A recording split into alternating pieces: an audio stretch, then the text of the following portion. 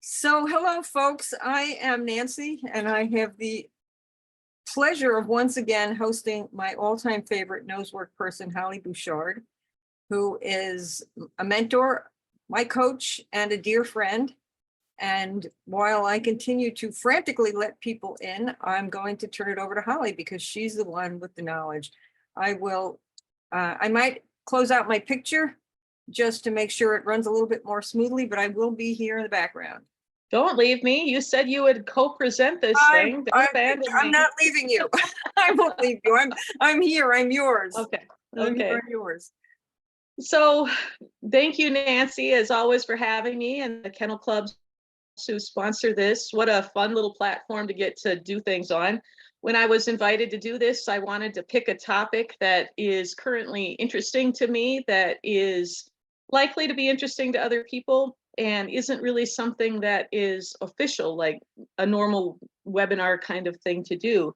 So I'm hoping that tonight's conversation will give us things that we can think about after the fact, and an opportunity to share some ideas about dog sports and why we play dog sports and all the things like that. I'm excited to go ahead and get started. When I think about nosework, tonight will be nosework. People will ask me what I do for a living, and I always say that I help mostly women find dirty Q-tips faster so they can compete for ribbons that have no value. And people laugh and think I'm kidding, but it's actually true. We work and play in this oddball little sport, and we do it for reasons that are our own. So tonight we'll explore some of that. I'm seeing in the chat that people are saying there is no sound. So if you can hear me, okay. I just want to make sure that that's not a universal, and that is, and so we do have more than one person that is having trouble hearing. What would you suggest, Nancy? Logging out and logging back in? Yes, I would log back out and in, and I am not a Zoom expert. So try logging out, logging back in. I can hear you fine, Holly. Okay, and make sure the setting on your computer has the volume turned up, and make sure the setting on Zoom is, because sometimes those settings can be the problem too. So tonight, we're going to spend time talking about why we care so much about dog sports, specifically nosework, where we're looking for Q-tips that we have a map to find, and see what some of those things mean to us. So when we talk about, so what are we talking about on the topic tonight? We're talking about nosework and the reasons why we choose to play, the reasons we find dog sports, or this sport in particular, exciting. And we want to make sure that we're doing it because we enjoy it, and we want to see the things that make us feel pride inside of our own selves about it, and look at the reinforcers that come outside of us for it. I have been playing dog sports for an awful long time now, and it seems like with every dog I get, the value and the reasons I play shift a little bit.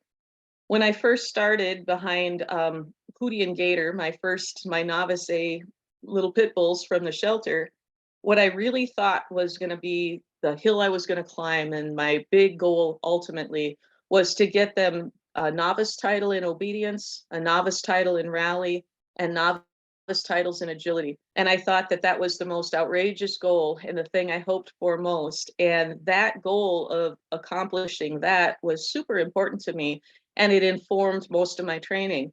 It also limited how deep I was diving into certain topics, because I really wanted to have this versatility, so I couldn't spend too much time doing any one thing, because the goal itself of having that collection was really rewarding and really captivating to me. As time passes, we start thinking about our games a little bit differently, or at least I do.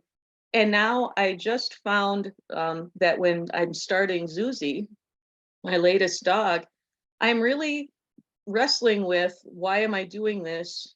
What do I want out of this? What is valuable to me? And my answers now are so different than when I started, and they're not resolved yet. I still haven't worked all that out.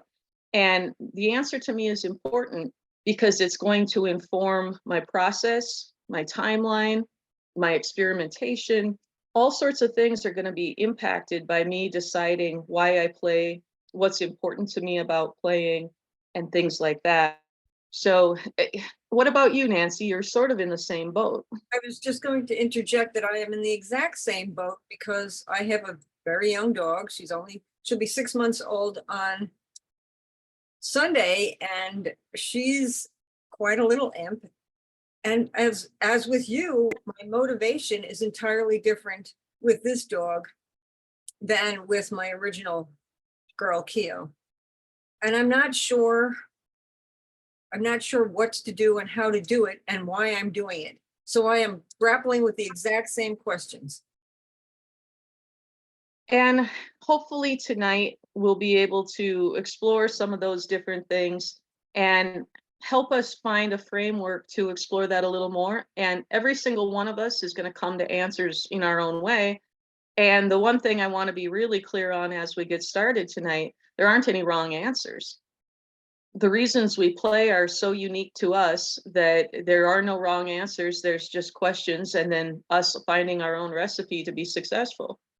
So what started this thought thread for me, I guess we're sort of covering that. And just so you know, the PowerPoint tonight isn't meant to be that useful or profound. It's just to make sure that we have sort of a pathway to navigate the conversation. And I'm hoping that people will feel like they can jump in the comments and share on this.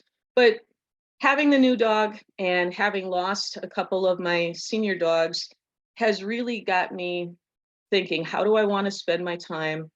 Who do I want to be to this dog? Who is this dog? How are we going to do all of this together? And I want to make sure that I find a way to honor what my interests and excitements are in this sport, and that I also honor what my dog's interests and excitements are in this sport.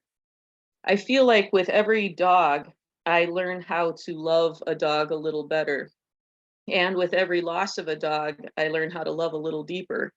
And all of that brings me to the dog in the middle of this picture now. How am I going to figure out how we're going to write this story and live this story and have it be one when we get to the end that I can reflect on and be proud of and have taken as much joy and satisfaction out of as possible.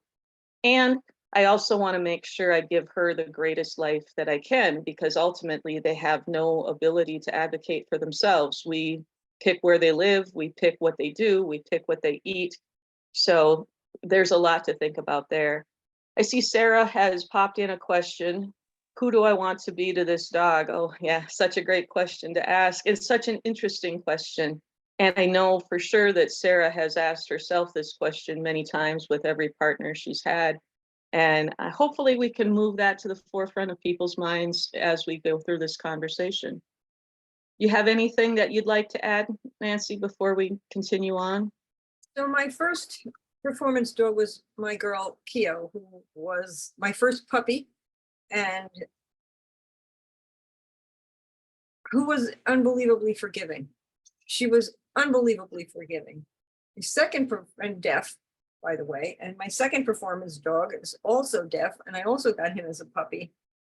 Little less forgiving, but also a really good sport. And this girl, it's not only for me, who do I want to be for this dog? It's who would I like this dog to be for me at the same time? Mm-hmm. And I keep in the back of my mind, if she's not inclined to do performance events, if for whatever reason, and I don't believe this will be true, but if for whatever reason she's not interested in performance, fundamentally, that's okay with me. If she's happier just being a pet, fundamentally, that is okay with me. And that is a huge step for me to have taken. Yeah, the dog that taught me that was Kai. Kai was willing and biddable, and she lived her life and got a CD and a CDX and an RAE and a bunch of agility titles, and was just a few points away from an Elite 2. And well, we did all the things. I didn't do a ton of it, but she just was pretty successful when she went out there. So we were able to, over the course of 12 years, acquire some of these titles. And when I lost her, the first thing I wanted to do is take down every ribbon that we ever earned together because they felt incompatible with who we were. Who we were was hiking, who we were was playing, who we were was red ball in the backyard, who we were was keeping her warm and watching her on the couch and loving her like a little piece of artwork, and her silliness and her impishness. And when I looked at the ribbons, I went, why did I do any of that? And that was the feeling I had every time I looked at the wall, not because I did anything bad to her, because I didn't, but it wasn't who we were. And so I took them all down because I took no joy in having them there. And that was a profound moment for me, especially as I'm transitioning into next dog. I don't want to come to the end of our story and look at that and go, I wish I hadn't bothered with all that. I want something different. Yeah, I understand that completely. With Keo, we were 1 point away from her versatile Akita excellent level 6 title. And if I had asked her to get 2 more novice legs in AKC for her excellent, her elite titles in AKC scent work, we could have had it. And she didn't want to do it. And I honored that. And it was never, oh, I really regret not doing it. She told me she was done. And that was fine. She had the right to say no. And that's a hard place, that's a hard thing to keep sight of when we're playing with our dogs. Sure is. So some of the questions that I've been asking myself and playing with lately, and I can't read them because of the chat box, so I'm going to close the chat box for now. Some of the questions that have been going through my mind, and I don't answer these like flippantly. I actually have been dialing down on these and continuing to dial down on them. Why do I have a dog? And I like them. Well, that's not a very satisfying answer. That's not enough for when I'm asking this. Why am I choosing to share my life with a dog? And what does the dog bring into my world? What's the best part of living with them? But I could only do one thing with Zuzi. What would I choose to do? What's making her happiest? What's stressing her out? Who is she at her core? Who is she? How can I give her the most of what she wants and needs? And I've been actually playing with these, and the answers to these questions shifts. And, the question of why do I have a dog? The answer that I've sort of ended up with, that it's not the end yet, but I don't even know who I would be without one. I have had dogs so long now, and they take such a significant part of my life that I can't even picture what life would be like in the absence of one. And so why is that true? What is it that they bring? Am I so afraid of being alone that I keep them? It's not a fear thing, but why is it that we choose to share our lives? And what does that mean? And what does that put on the dog? I think it's a super interesting question. And I think the answer to that shifts as we go. Do you ask yourself these things? Are these questions that? Every day. Mhm. Every day. And I have to thank my first 2 Akitas that were involved in performance for giving me this foundation and the courage to ask that for this dog. Sue says, is what the dog wants more important than what you want? I think that is a really important question. And I think it's important because the dog doesn't have agency, meaning the dog isn't really in a great position to advocate for what they need. I think that the needs of the dog and the needs of the handler shouldn't abut each other. I think that there needs to be compromise, training, change, preparation. I think that's a question that really needs to be asked. Handler is totally relevant, but so is the dog. I don't know how we resolve that question, and I think it's a profound one.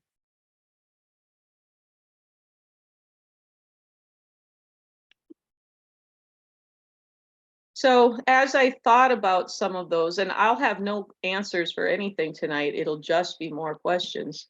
As I thought about these things, I decided to go ahead and apply most of it to competing. Why am I competing? What do I love about it? What don't I like about it? What does it bring? What does it cost? And how can I make it good for them? These are questions I think that are easy to skim over, but questions we should maybe answer. When we think about what's it for, That's a complicated question too. When we ask why we compete, I try to answer that. And part of it is I really like being around people. I really like watching other people's dogs perform and watching their warm-ups and watching them training in the ring and seeing what they're doing and trying to learn from that. I like being inspired by the connections that other people have with their dogs. I like the excitement of stepping out there and not having any other pressure from the outs, any other thing to deal with except for in that time when we are performing. That's the only thing that should be filling our mind and the only thing that should be happening. And I find that really, really exciting. I love the excitement of waiting for the score to come out. I love those runs where everything connects and everything feels right. I like looking at what went right and what went wrong and planning on the next thing for that I can do to adjust for that. I think it's all really interesting. And I do also think we have to look at our partner and say, is this good for us?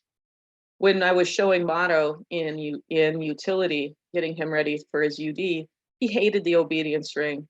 And I didn't want to compete with a dog that didn't want to be there. So I spent a lot of time trying to make him like obedience and get him comfortable.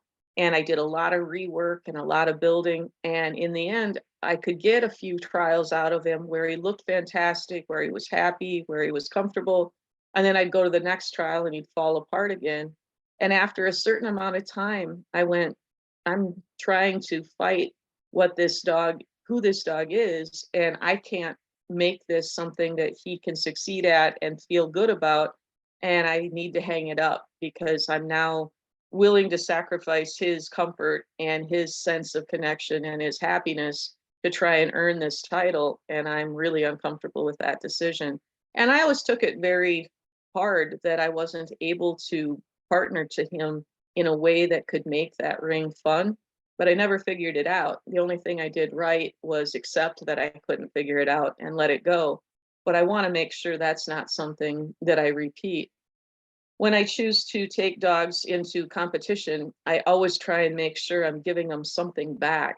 And some of the things I try and give them back is I want to make sure that they're hiking when we're on the road or that they're getting lots of one-on-one time and that I keep them as protected as I can when they're not actively working. So they're either in the car or covered or safe. I try and make sure that I'm asking for as little as I have to take from them so that the experience can be as good as possible. But all of these questions are things I think we need to ask ourselves to make sure that what we're doing is fair and that we're honoring who they are and what they're interested in, even as we're trying to pursue that goal. Anything you'd like to add, Nancy? No, it's just making me cogitate even more about what to do with Toka now that he's going to be 9 in April, and what approach to take with little Miko. I think she has to be kept busy because if she's not being kept busy, she gets into trouble. PDQ. She's quite an imp. And I haven't wrapped my head around what we might be interested in doing as a team. Yeah, all the things that we get to unfold and discover as we go along. So, what is competing all about? We'll ask you, Nancy, what is it about competing that inspires you? What is it that captivates you? For me, it is the partnership with the dog. It is sort of a test to see what we've learned and how we act under what can be fairly stressful conditions. And when it's good, that I can't even begin to describe what it feels like when Toka and I have had a great agility run, or Keo and I had a fantastic nose work run, or we're in the rally ring and monkeying around and just having fun and doing okay. And that it's really profound. And I said to the people in my office that in many ways, the relationships I've had with my dogs are as profound, if not more so, than ones that I've had with people. And they look at me like I have 2 heads. Yes, here's the other head. It happens to have prick ears and a long muzzle. So let me ask an odd question then. If the connection is what moves you, is it less if you're not in the ring? Do you need the audience to see it for it to be as real? It's not the And- audience.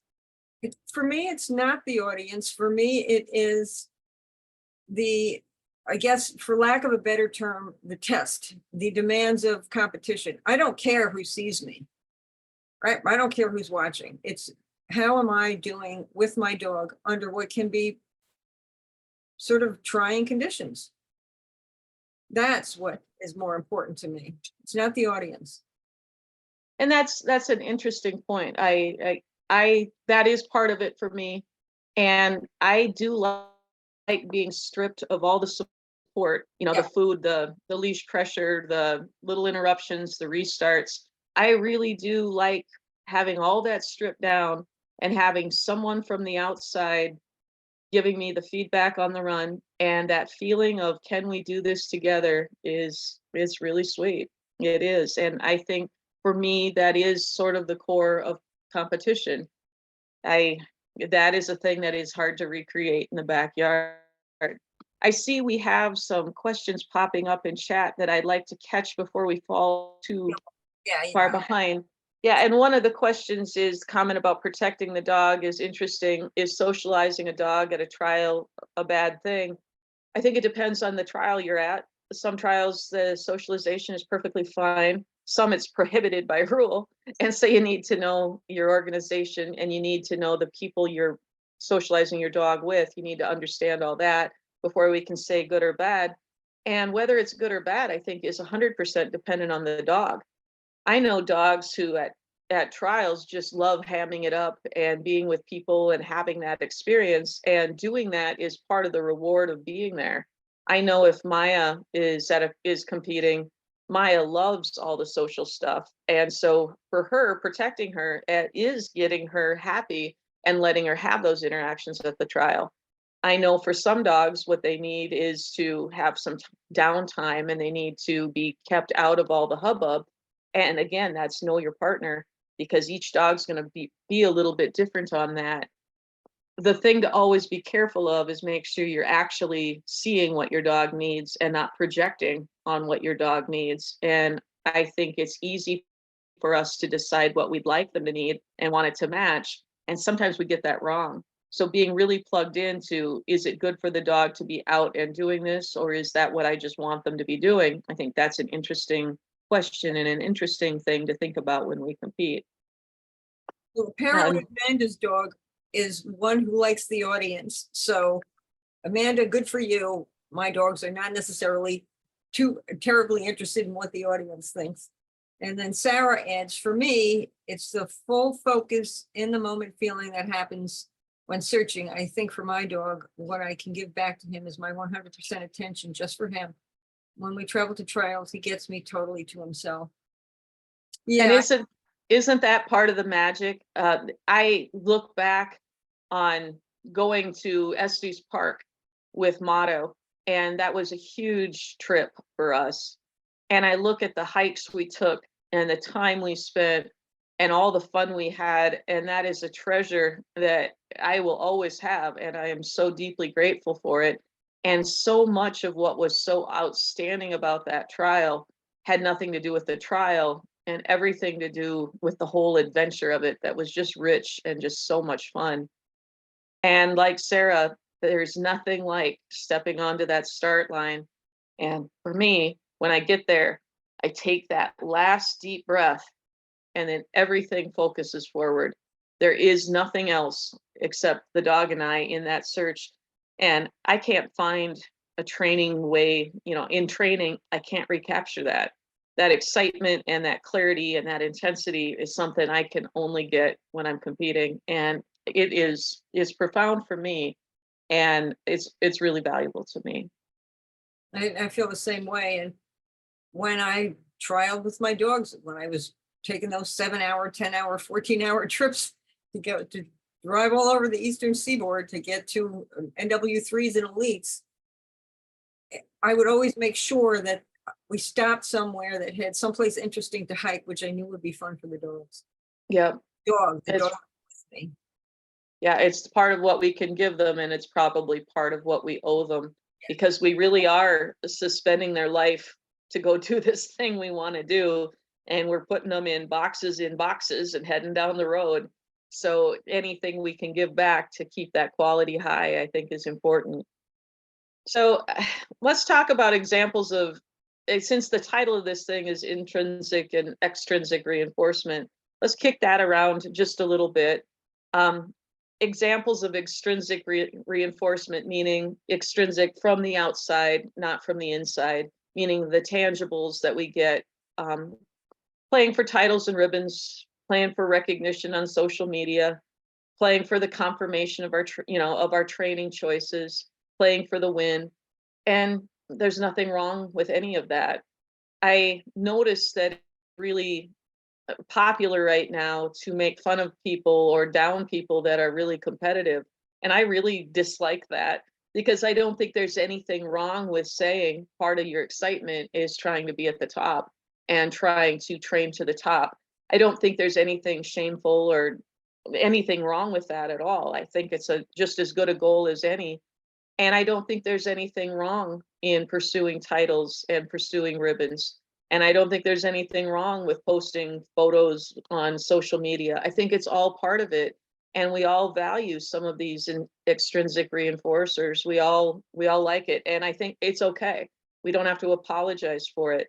But I do think we need to be mindful that sometimes if we get tipped too far in the balance of liking these things, it can be easy to forget about some of the other things and some of the details of the dog. And we can start reaching for things we maybe shouldn't push the dog to, because we get kind of addicted to Monday morning, making sure we have the pretty ribbon picture. We got to make sure that the dog doesn't get lost in the pursuit of some of these things. Nothing wrong with the pursuit, but it is something that is easy to get addicted to. Any thoughts, Nancy?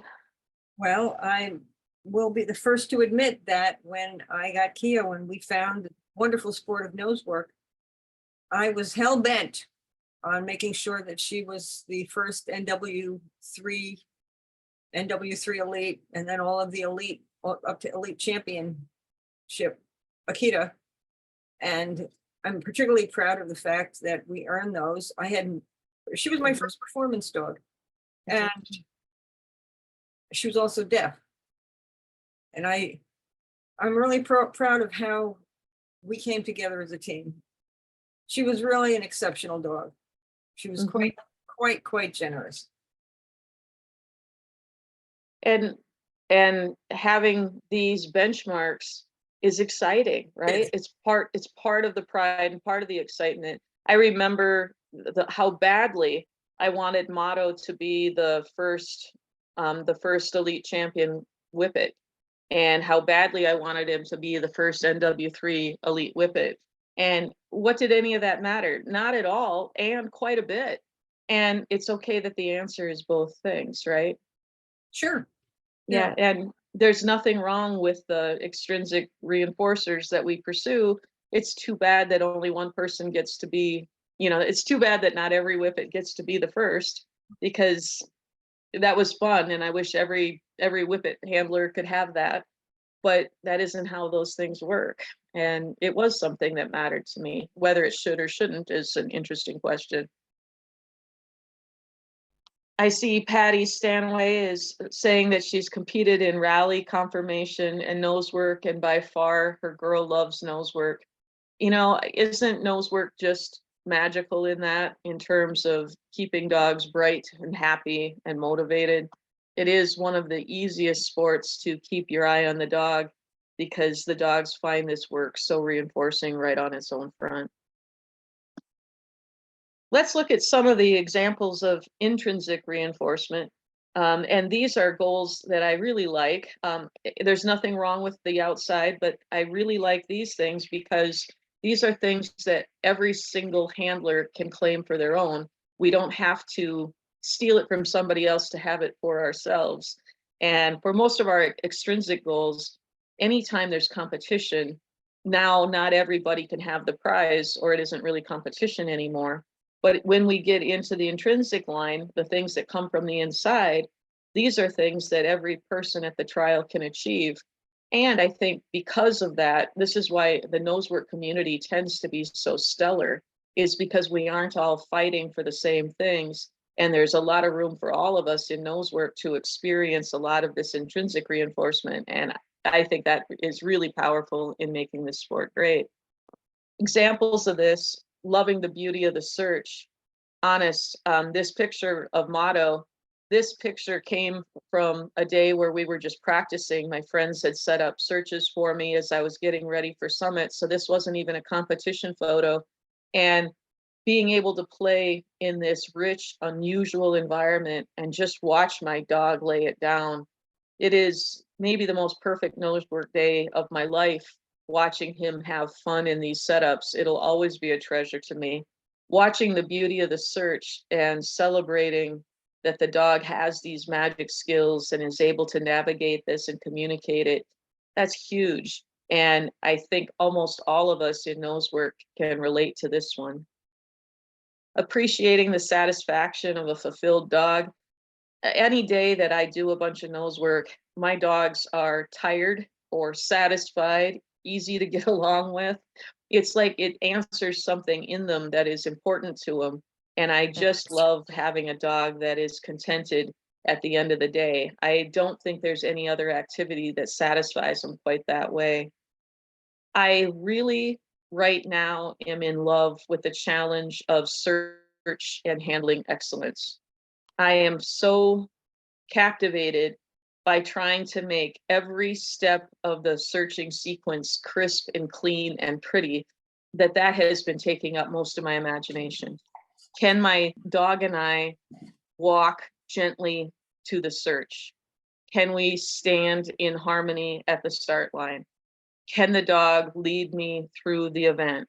At the end, can we celebrate together and move through space smoothly to get back out of that search area? Can we make the whole thing look like poetry, not just the search itself? Can we get to that really elegant place where each piece of it is sharp and feeds on the next? I think that's really interesting, and that has been super rewarding for me lately. That connection of teamwork is huge. The love of mutual play, experimenting with puzzles, experimenting with different ways to start, and just the satisfaction of the one-on-one time I get to spend with my dogs. These are all examples of intrinsic reinforcement that I think are pretty magical when it comes to our relationship with our dogs and our love of the sport.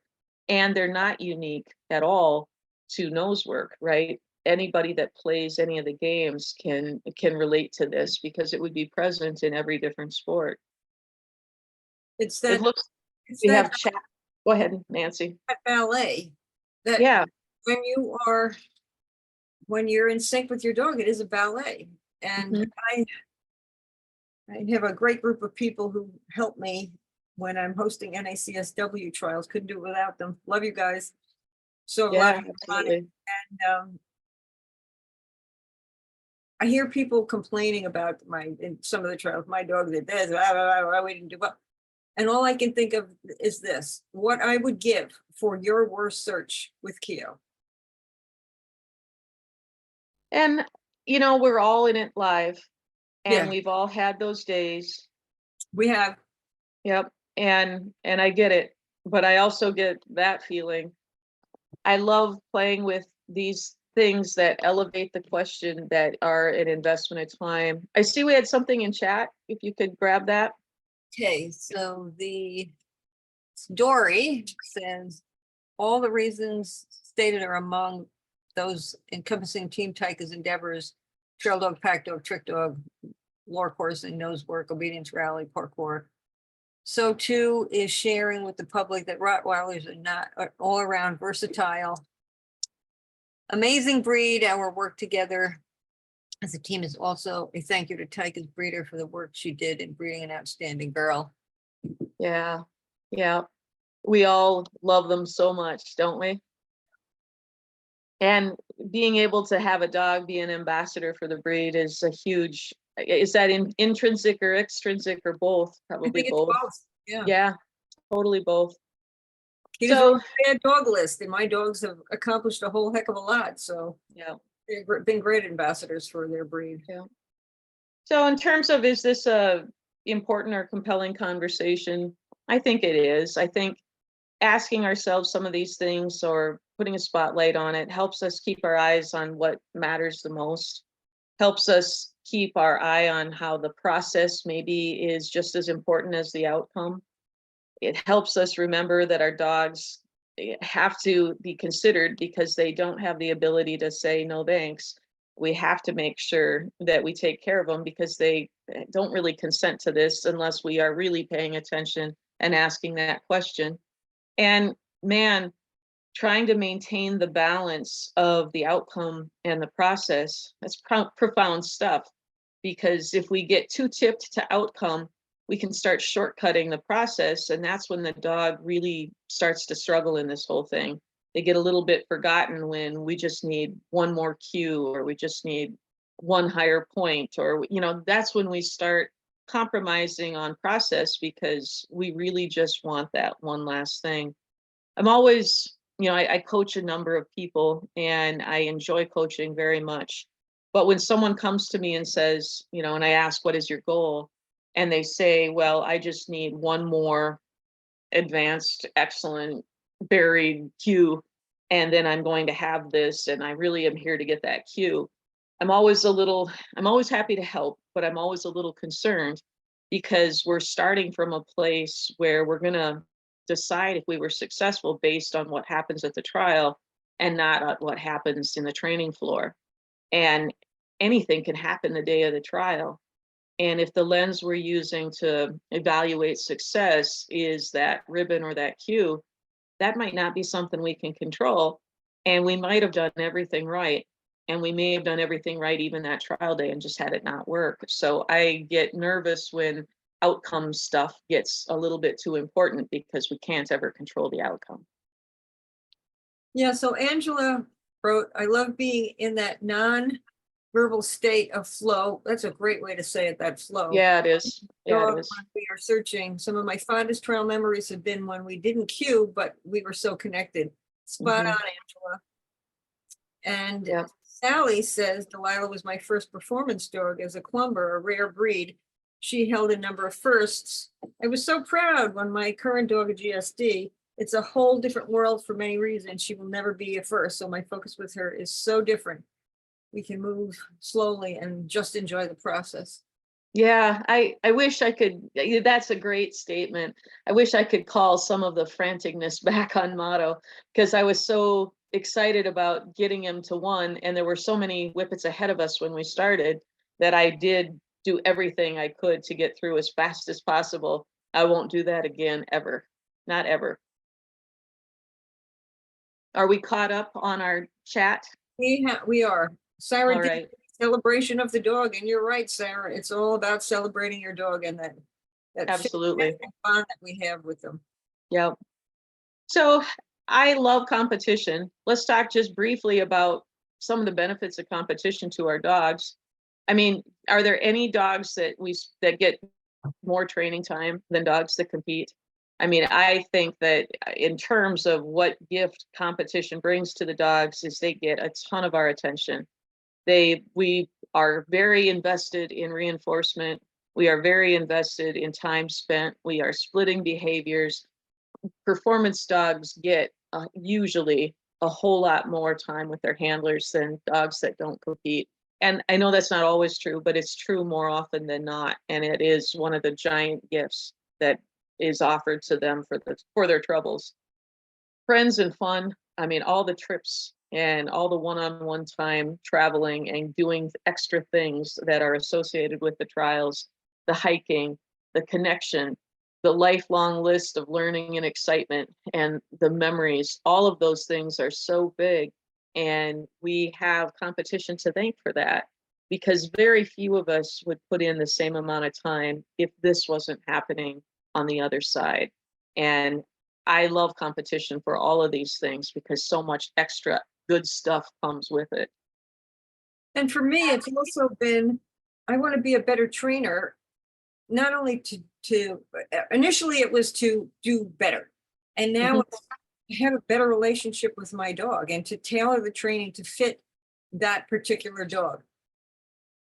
And don't you think competition pushes the training envelope so that we're all standing, what's the quote, if I see further, it's because I stood on the shoulder of giants.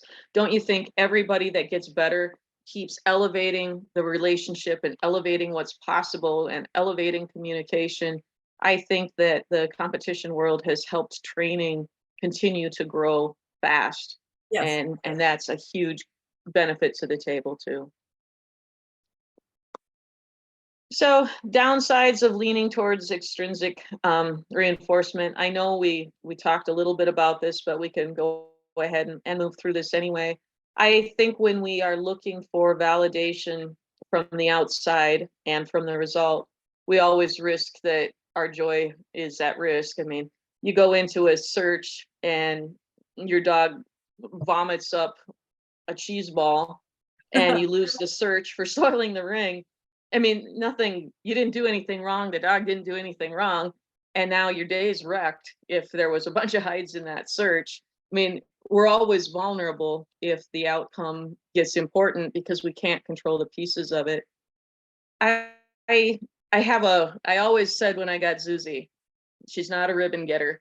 And I haven't heard anybody else use that term, although I probably stole it from someone and just didn't even know it. But I see dogs that sometimes we can get into a ribbon getter mindset, where we are like, well, she's 6 months now, I better do an ORT. She just turned a year, I better get her into the NW1. And we can get so pushy with the process because we got the dog to compete. And now we're going to hit those benchmarks and do that work. I think it's easy to get lost in that. So I always want to keep an eye towards not doing that. I think when we are outcome related, it can get really easy to get frustrated in a training session. I think most of us have entered a trial, and if you ever want to see some training issue pop up as fast as possible, send in your entry form or have the closing date for a trial come. And now that's when your articles break, or that's when your dog forgets how to heel. And of course they didn't. It's just, it all got so important to you and you started testing it so much that they broke, and now we're frustrated and panicked. And that's when we start looking for the shortcuts and we may overface. And now we can make some decisions that might not serve our long-term best interests just because we have this thing coming up. And that can be a hard thing to admit, and that can be a hard thing to guard against because we're all humans and we've all done it. I mean, I have done it, and it's a thing I have to be so careful of. Any thoughts, anything you'd like to add to that? Been there, done that. Yeah, all of us. Yeah. So I had a little, there was a exchange I had with someone who just assumed that I would be trialing the puppy because by then she'll be a year, in a trial in September, and there's no scent work trial in September. And it's like, I'm so far from thinking anything about entering her in anything. It's like, she's not going to be trialing in September. Sure. I don't want to have a 2-year-old dog with an elite championship. No. I want her to be able to do this for years. Yeah. So it looks like Sarah just popped up a great question. What about the issue of losing joy because you get frustrated with yourself? Good at loving, accepting my partner, but myself is hard. Oh, welcome to my world. Yeah, welcome to all of our worlds. We get dogs on some level. I think many of us train dogs or get dogs to work on ourselves. And whether that's on purpose or it just comes, naturally through it, our dogs are an extension of our work with ourselves. And the good news is if you're hard on yourself and not on your dog, at least you had agency on some level. So at least I'd rather have a handler hard on themselves than hard on their dog because the dog didn't get it. But how can we learn to be forgiving with ourselves? So here's the question. how can you let yourself down in this if you don't feel too much investment in what people from the outside are thinking? I think anytime we start feeling bad about ourselves, there must be some comparison, contrast somewhere. Is there a way to let that go? Self-compassion that's a hard thing, man. That's a hard thing. But are you comparing yourself to your ideal?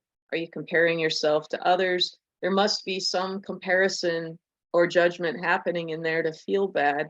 What is that? Where is that? I don't know.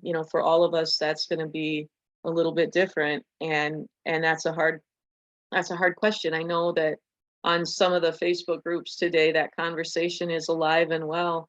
I wish I had answers for it. It's just dog sports, but we say that, but we all care so much. Yeah, And Angela, if we didn't care, we shouldn't do it, because the only reason to do it is because it matters to us. Angela says competition can bring up our stuff for sure. Oh Absolutely. yeah, instantly. Nan pointed out that she enjoys practice with friends more than the actual trials. And she also says that any day in competition with my dog is a good day, cue or not. Right. And I like if we can't learn to be kind to ourselves, how can we truly learn to be kind to others? All these things are really rich questions. I don't have any wisdom. I sure wish I did. And then Amanda, I think having good, better, and best goals can help. Here's what I'm happy with. Here's what would be great. Here's what I'd really love. Yeah, I think having various levels to the success and various levels for that is certainly helpful. Lots of good stuff to think about there. Finding the perfect blend of our reinforcement and training time, bonding time. I love watching my dogs and seeing what matters to them when they are not under cue. Who are they? What do they like? How can I bring as much of that into their world as I can when I know who they are and what holds their attention? How can I give them more of all of that? Another thing I love experimenting with right now is being able to play with my dogs. And I mean play with them like on their own level, without toys, without food, without cues. I'm enjoying trying to see how much we can share and how much we can have that interplay. And that's been super interesting and rewarding. And I'm finding that because we can play without any layers between us, meaning the toys or food, I'm finding that it's easier and easier to make the training seem like play and bring a different energy into the work. Whether that's going to hold up or not, I have no idea, but it's sure my hope. Adding adventures to our trials. I know we talked about that earlier, and I think again, that's the gift we can give back for what we're taking out of the time of their life by putting them in these boxes and carting them around to our silly shows. Reaching for that balance is huge. It looked like you had something to add, Nancy. No, I was just sneezing. Okay. Okay. So Mary says, I do get frustrated if I feel I've boggled a search somehow. Never frustrated with my dog. Love watching them search. I've learned to be better about letting my frustration go after a short time and instead learning from each search. And of course, always love the time spent with my dogs. Yeah. So ways to keep the dog first, or ways to keep the dog's interests at the top. See your partner, know them. We all think we know them. Keep watching. They change all the time. See them, know them. If we can focus on our craft and fall in love with the process of our sport and fall in love with the component pieces and the mystery of it, that's a huge part of keeping the fun and keeping it good. Keep learning, always be learning, always be looking for the new ideas, always be looking at what other people are doing well. Falling in love with the process is everything. Know that the ribbons are headed to the landfill. Nobody in the end cares about those ribbons. We only care about them for a short period of time. And it always helps me to remember that piece will never be what I remember about the whole thing is see this ribbon that we got. That'll never be that important, and be willing to change paths if necessary. I know, even though I really wanted Motto to earn a notch, I mean, that was always the dream. And then when that wasn't going to work, it was, well, I just really want the UD. And then when it looked like it was so expensive for him, it was, well, there's nose work. And that was really good for both of us. That ended up being pretty magical. Even though, you know, I got to learn some humility from him. I got to learn that if the dog can't be sold and can't be encouraged to love the sport, you can't play the sport. And that was a huge growth for me. And it was a bitter pill, but it was a huge thing for me to learn that if I couldn't control or assist or protect how the dog felt about something, I might lose it. I might lose that sport altogether. And what a great lesson to have learned from him.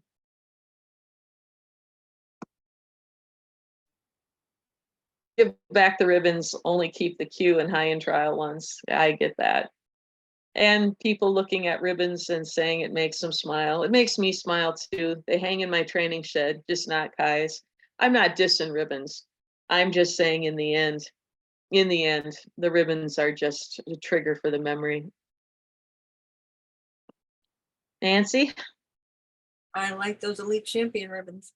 I do too. I gotta admit. And I'll admit that the first cue that Kai ever earned in agility, I've got that cue ribbon up, the first number we ever had, and she won a high end trial in obedience. That's hanging up there too, which is ridiculous. But those are the 3 ribbons that didn't go down.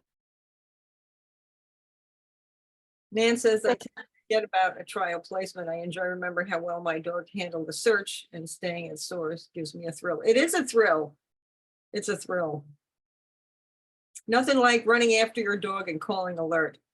No, and nothing like asking them at the start line, buddy, can you do this thing that I can't do and tell me about it so I can report? Extremely cool to have that. There's just nothing like it. We trial for the love of our dogs. They trial because we ask them to. And as much as we can, keep the reinforcement as intrinsic as possible so it's available to all of us. And that's probably the greatest thing about nose work.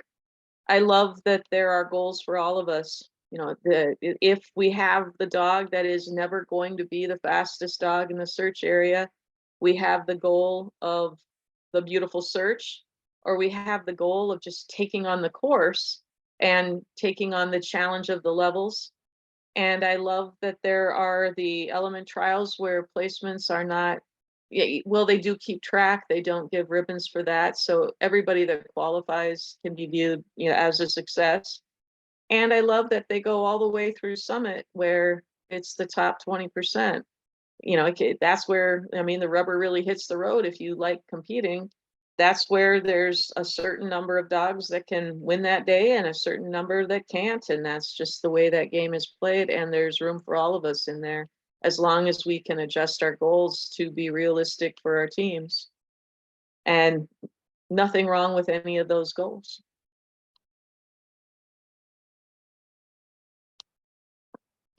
Looks like we've got something popped up in chat. Charlotte says, I love Kaya's CB bronze, silver, and gold, huge ribbons holding. Looking forward to our platinum because she loves the sport and Deline with BOS at Westminster, the rest not so much. Sure. No, fun stuff. In the end, we're building a life with our dogs. It's all about the joy we find with our dogs. And if our competition goals can support the love of our dogs, then that's fantastic. If it gets in the way, it's less fantastic. And we should always be evaluating that.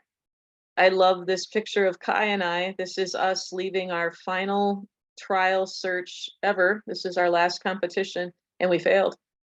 We're walking, that smile and that food and that laughter is us walking off a busted search.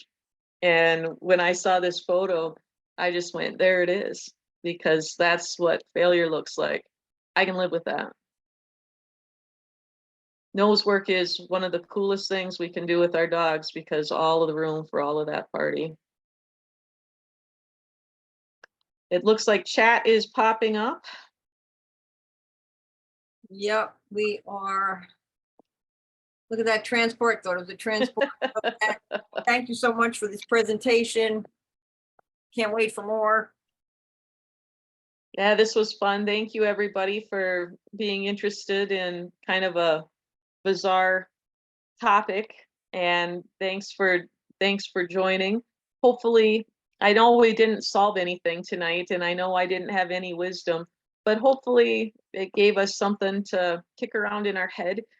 For many of us, this is the gap in trial season. And so if this gives us a way to sort of regroup and set new goals for the next year and keep it fun and keep it rich and keep it interesting, then it's worth it.